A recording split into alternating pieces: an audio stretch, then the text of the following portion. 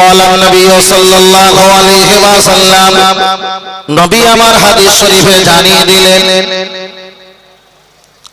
জান্নাতের দরজায় লেখা থাকবে না শুধু খোর জান্নাতে যেতে পারবে না, জান্নাতের দরজায় লেখা থাকবে না ব্যভিচারী জান্নাতে যেতে পারবে না, জান্নাতের দরজায় লেখা থাকবে না মার্ডারকারী জান্নাতে যেতে পারবে না, জান্নাতের দরজায় একটা অক্ষর দিয়ে লাইন দিয়ে লেখা থাকবে আত্তাইয়ুসু লা ইয়াদখুলুল জান্নাত, যারা স্ত্রীকে পরিবার পরিজনকে এক কথায় বাড়ি পরিবারকে যারা পর্দা রাখে আত্তাইয়ুসু লা ইয়াদখুলুল জান্নাত, ওই ব্যক্তি কখনো জান্নাতে যেতে পারে না। চলেন আমি আপনার কাছে ওখান থেকে শুরু করি, তার কারণ ওয়াজ মুখস্থ করে আসেনি, প্রতিদিন তো চোখ চলে, প্রতিদিন ভিন্ন ওয়াজ করতে হয়, তাই আপনাদের কাছ থেকে শুনে নিয়ে ওখান থেকে আমি বক্তব্য শুরু করছি। তাহলে আল্লাহর নবী বলেছেন যারা স্ত্রীকে মেয়েকে মাকে বাড়ির পরিবারকে যারা পর্দা রাখতে পারে না, হাজার ইবাদত করলে ওই ব্যক্তি আল্লাহর জান্নাতে যেতে পারবে না। চলেন আপনার কাছে আর একটা অপশন বলি, কোরআন শরীফ 30 পারা 114টা সূরা 848টা পৃষ্ঠার 7টা মানজিল 6666টি আয়াত, টোটাল কোরআন শরীফের ভিতরে কোথাও পুরুষ কোথাও নারীদের আগে পর্দার কথা আমার আল্লাহ বলিনি, প্রথম পর্দার কথা আমার আল্লাহ পুরুষদের বলেছেন। হয়তো আমরা ওয়াজ-নসিহত করি আর বারবার বলে থাকি মায়েরা বোনেরা আমার মায়েরা মেয়েরা তোমরা পর্দা করো, পর্দা করো। খোদার কসম করে বলছি কোরআন শরীফে নারীদের পর্দার কথা আমার আল্লাহ আগে বলেনি, আগেই বলেছে আমার আল্লাহ পুরুষদের পর্দার কথা। তাহলে এখানে যারা বসে আছেন আলহামদুলিল্লাহ ভালো, অনেকে নাভির নিচে লুঙ্গি পরে আছো, অনেকে নাভির নিচে ইজের লুঙ্গি পায়জামা জামা পরে আছো, অনেকে গাঁটুর নিচে তোমরা ঝুলিয়ে রেখেছো মা আসফালা কাবাইনি মিনাল ইজারি ফিন্নার, যারা গাঁটুর নিচে পাঞ্জাবি পায়জামা ইজের লুঙ্গি ঝুলিয়ে রাখে। সালাসাতুল লা ইউকাল্লিমুহুমুল্লাহ, আমার আল্লাহ তিন শ্রেণীর সঙ্গে কথাবার্তা বলবে না। ওয়ালা ইয়ানজুরু ইলাইহিম, আমার আল্লাহ তাদের দিকে ভালো নজরে তাকাবে না। ওয়ালা ইউযাক্কিহিম, আমার আল্লাহ মাফ করবে না। ওয়ালাহুম আযাবুন আলীম, আমার আল্লাহ তাদেরকে জাহান্নামে দেবেন। সাহাবীরা জিজ্ঞাসা করলেন ক্বালা আল উসবিল ইয়া রাসূলুল্লাহ, কি কারণে জাহান্নামে যাবে? দয়ার নবী জবাব দিয়ে বললেন যে পুরুষেরা নাভির নিচে কাপড় পরে আর যে পুরুষেরা গাঁটুর নিচে কাপড় ঝুলিয়ে রাখে, হাজার বছর ইবাদত করা সত্ত্বে ওই পুরুষেরা জাহান্নামে যাবে। তাহলে এত বছর আপনারা ওয়াজ শুনলেন মায়েরা পর্দা করো, মায়েরা পর্দা করো। আপনার হুজুর যদি থাকে বসে এখান থেকে ফোন লাগিয়ে টেরাই করে দেখো, আল্লাহ শপথ করে বলি নারীদের পর্দার কথা বলার আগে আল্লাহ পুরুষদের পর্দার কথা বলেছেন। জোরে বলেন সুবহানাল্লাহ। এখান থেকে শুরু করছে তো পর্দার বিষয়, মাশাআল্লাহ। চলেন আমি আপনাকে বোঝাতে চেয়েছি একটা পুরুষ যখন সে স্বাভাবিক সময় কাটায় উনি গায়ের গেঞ্জিটা খুলে দেয়, গায়ের জামাটা খুলে দেয়, চেহারা পিঠ আর বুকটা খোলা থাকে, নাভিটা খোলা থাকে, রাসূল বললেন ওটা হারাম চলবে না। অনেক পুরুষ কাজকর্ম করার সময় হাঁটুর উপরে কাপড়টা তুলে দেয়, ওটা ফরজ তরফ হয়ে যায়, তওবা ছাড়া গুনাহ মাফ হবে না। তবে এবার আপনারা আমাকে বলতে পারেন হুজুর তাহলে হাঁটুর নিচে কাপড় যদি উঠে যায় তওবা ছাড়া গুনাহ যদি মাফ না হয় তাহলে রাতের বেলা কি আমরা পায়জামা পরে ঘুমাবো?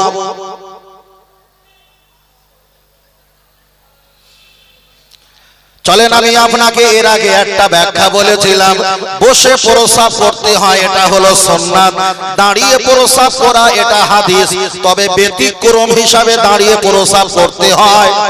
ঠিক তদরূপ আপনি যে পায়জামার কথা বলেছিলেন ওটা যেমন পরিস্থিতির কারণে দাঁড়িয়ে প্রস্রাব করার কথা খোদ রাসূল যেমন বলেছে, আপনাকেও পায়জামাটা ছেড়ে দিয়ে ভিন্ন পরিবেশে থাকার কথা খোদ রাসূলও বলেছে। ভাই আমার প্রতিটা বক্তব্য মশলা মশাইল ফতোয়া চল রাখিয়ে যায়। ও আমার জান যুবকের আগিয়ে চলে যাওয়া যায়। আমি পর্দার বিষয়ে আর একটা কথা বলছিলাম, আগিয়ে চলে যাওয়া যায়। আল্লাহ নবীকে মেয়েরা কিছু জিজ্ঞাসা করলেন, মহিলারা, ইয়া রাসূলুল্লাহ হাবিবাল্লাহ, আমার স্বামীরা আপনার খেদমত করে, আমার স্বামীরা যুদ্ধের ময়দানে যায়, আমার স্বামীরা পানি নিয়ে যায়, আমার স্বামীরা আপনাকে মহব্বত করে কাছে পায়, কিন্তু আমরা কি আপনার খেদমত করতে পারবো? আমরা কি আপনার সেবা করতে পারবো? আল্লাহ নবী বললেন, না চলবে না, চলবে না। মহিলাদের ভিতর দিয়ে আওয়াজ দেয়, ইয়া রাসূলুল্লাহ, আমরা যদি আপনার যদি খেদমত না করতে পেরে আমরা কি জাহান্নামে যাব? আমার স্বামীরা আপনাদের খেদমত করে আমাদের আগে তো জান্নাতে চলে যাবে।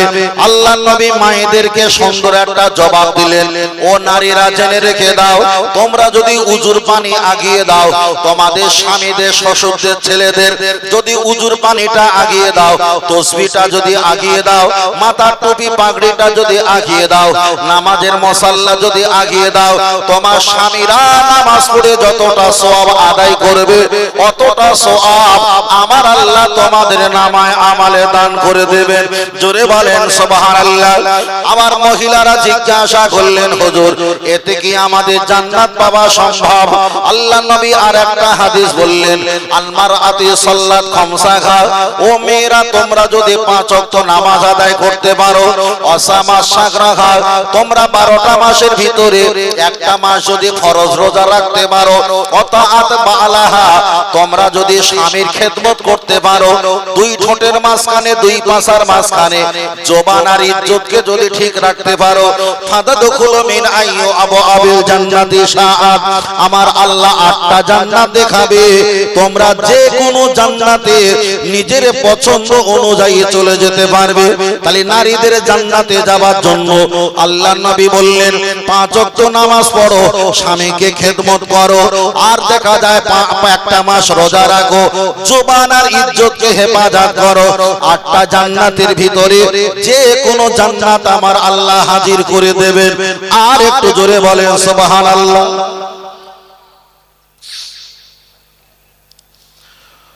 ও আমার সোনা মানিকেরা, আগিয়ে চলে যাওয়া যায়। লক্ষ্য করে দেখা যায়, আমি মায়েদের বিষয়ে একটা আমি কিছু হাদিস বললাম, পর্দার বিষয়ে আমি এর আগে বলেছি, মায়েদের পর্দার আগে আমার আল্লাহ পুরুষদের পর্দার কথা আগে বলেছে।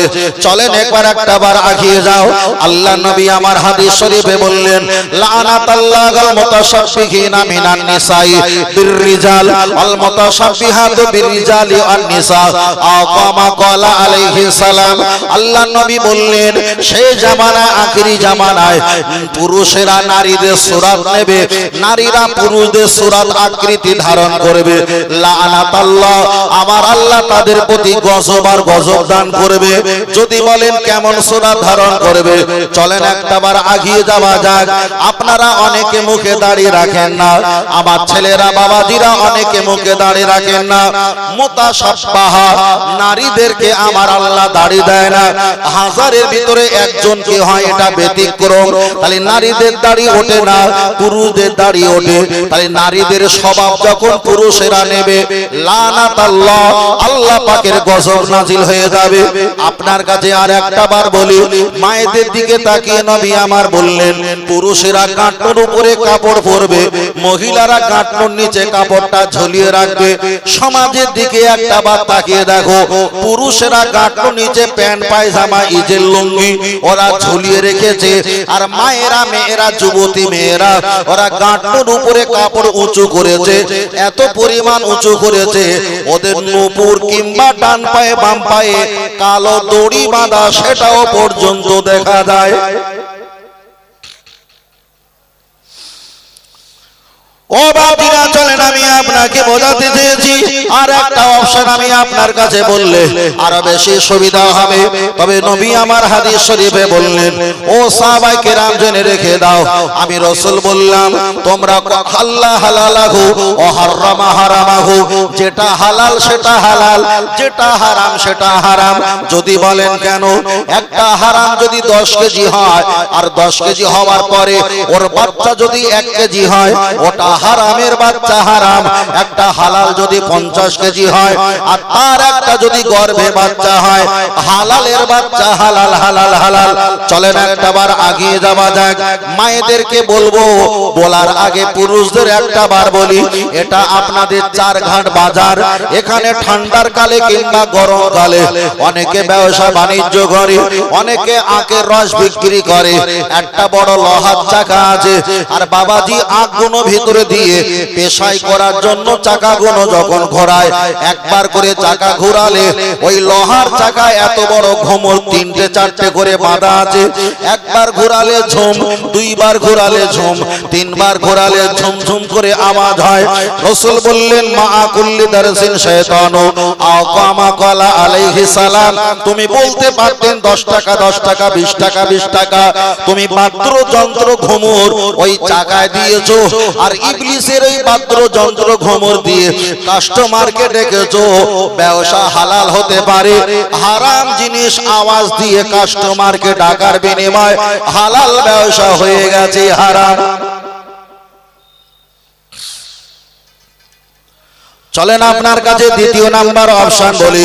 এখানে ছেলেরা অনেকে আছেন, হরিকতি, আমলকি, বড়া, অর্জুন, কালমেঘ, রজনী, বিমাল, তুলসী, শেখর, শান্তি, মোসাফির, দিলবার, অনেকে রাকেশ খৈনি, রাজা খৈনি, কলকাতা বাবুঘাটে, শিয়ালদা, শ্যামবাজার, রাজাবাজার, বিহারীদের হাতের কোচা খৈনি খায়।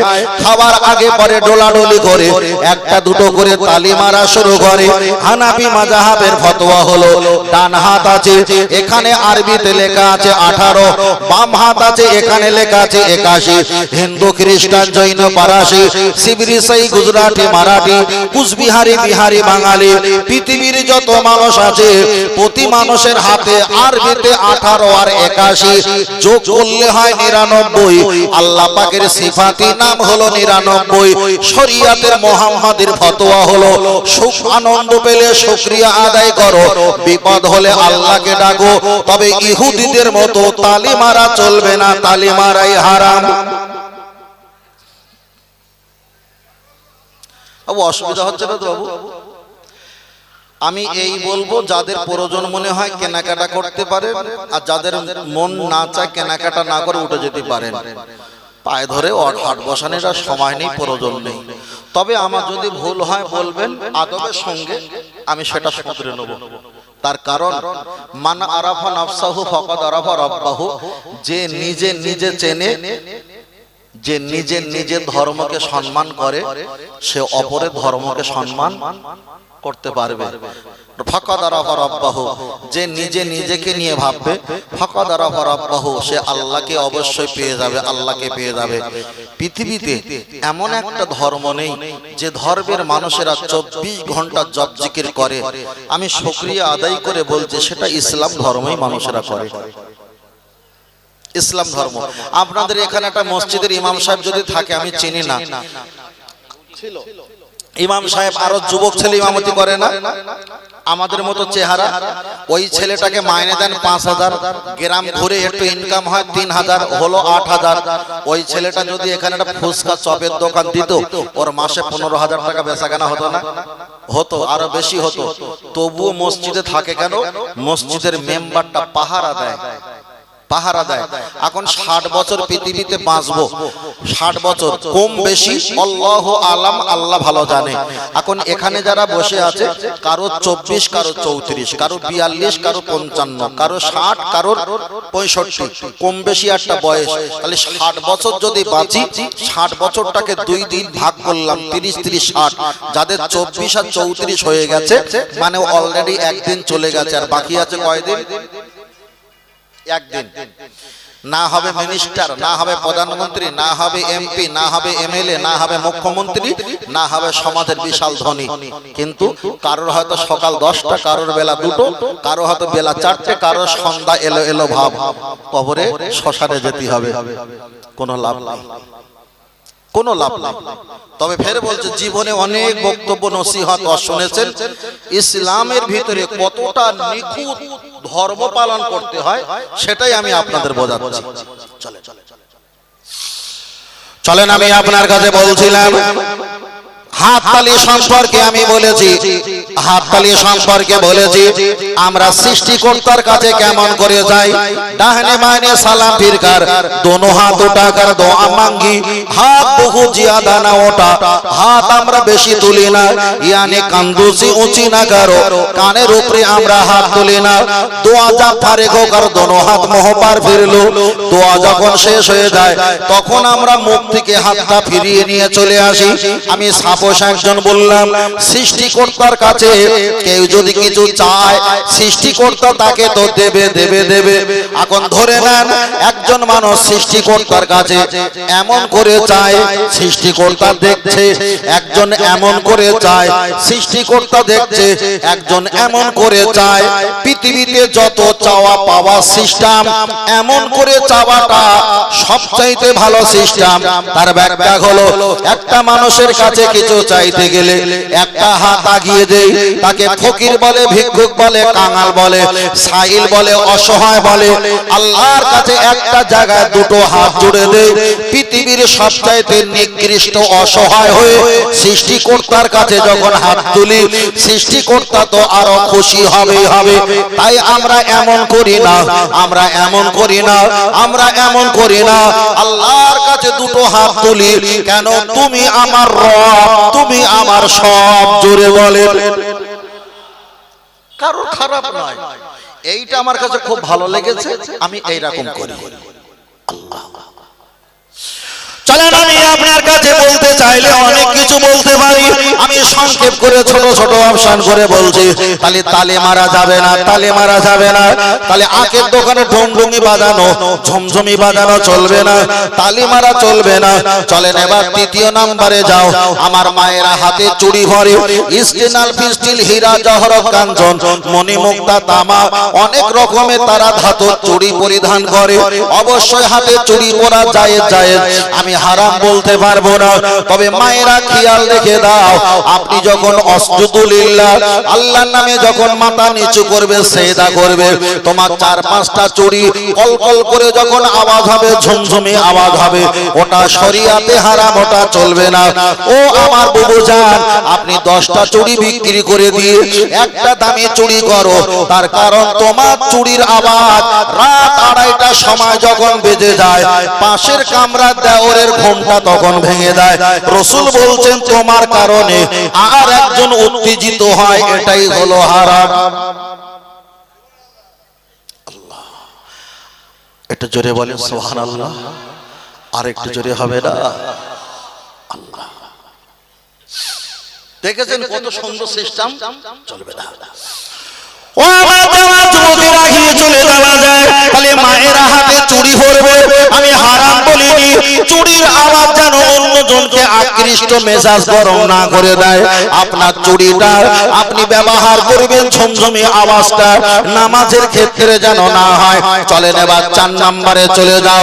মায়েদেরকে বলছে, মা তোমরা পায়ে নূপুর পরবে, নূপুর পরা জায়েজ জায়েজ জায়েজ, আমি হারাম ফতোয়া দেব না। তবে নূপুরের দুটো মুখ এক জায়গায় করলে তিনটে 6টা বলদানা থাকে, যখন আপনি এক জায়গায় করে গাঁট লাগিয়ে দেবেন, হাঁটা চলাফেরা পা নাড়া দিলে ঝুমঝুম ঝুমঝুম করে আওয়াজ হয়। তাহলে একটা বার পিছিয়ে চলে যাও। আপনাদের এলাকায় গরু থাকতে পারে, গরুর একটা বাছুর হলে তার গলায় এত বড় একটা ঘমর লাগিয়ে দাও। রাসূল বলছেন বাদ্যযন্ত্র হারাম, চলবে না। আপনার নাতি পোতা হয়েছে, তার কোমরে একটা বটফল কিংবা ডান পায়ে বাম পায়ে একটা ঘমর বেঁধে দাও। বাচ্চা যত লাফালাফি করে, ঝুমঝুমি আওয়াজ হয়, রাসূল বলছেন ও বাদ্যযন্ত্র চলবে না। তাহলে আখের ব্যবসা করবে, ঝুমঝুমি বাঁধা চলবে না। আপনি হরিকতি আমলকি বড়া অর্জুন কালমেঘ রজনী বিমাল তুলসী শেখর শান্তি মোসাফি দিলবার এগুলো খাবেন, কিন্তু তালি মারা চলবে না। তৃতীয় নম্বরে আগিয়ে যাও। মায়েরা চুড়ি পরবেন, একটা জায়গায় 1000টা চুড়ি ভরো, তবে আওয়াজ করা চলবে না। আমার মায়েরা পায়ে নূপুর পরে, নূপুরের মুখ এক জায়গায় করলে তিনটে 6টা বলদানা ঝমঝম করে আওয়াজ হয়। তাহলে আখের দোকানে এত বড়, ওটা হলো হারাম। গরুর গলায় এত বড়, ওটা হারাম। বাচ্চার কোমরে এত বড়, এটা হারাম। মায়েদের পায়ে এত বড়, ওটাও তো হারামের বাচ্চা।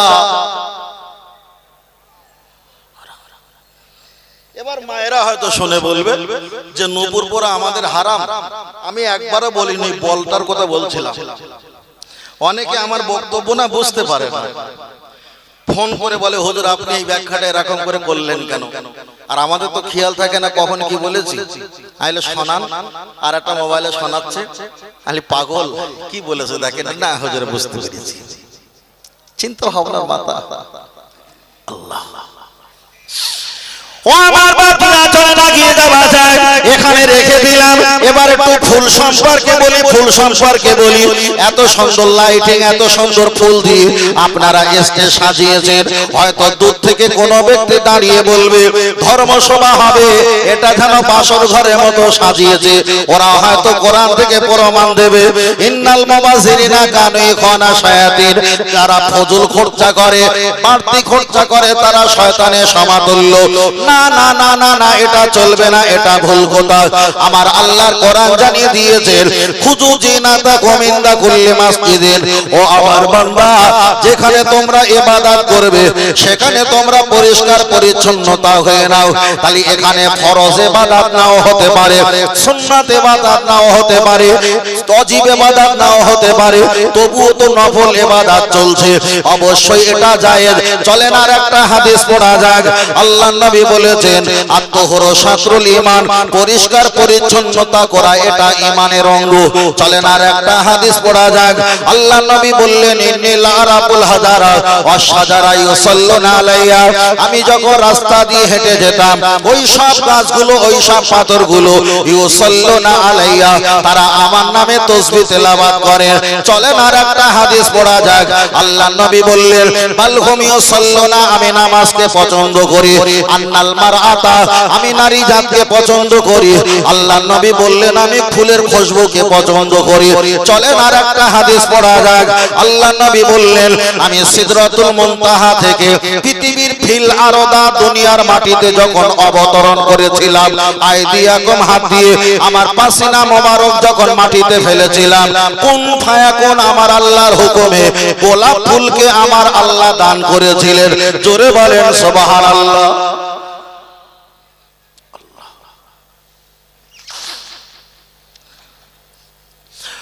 ও আমার ছেলেরা, জামার যুবকেরা গিয়ে চলে যাওয়া যায়, লক্ষ্য করে দেখা যায়।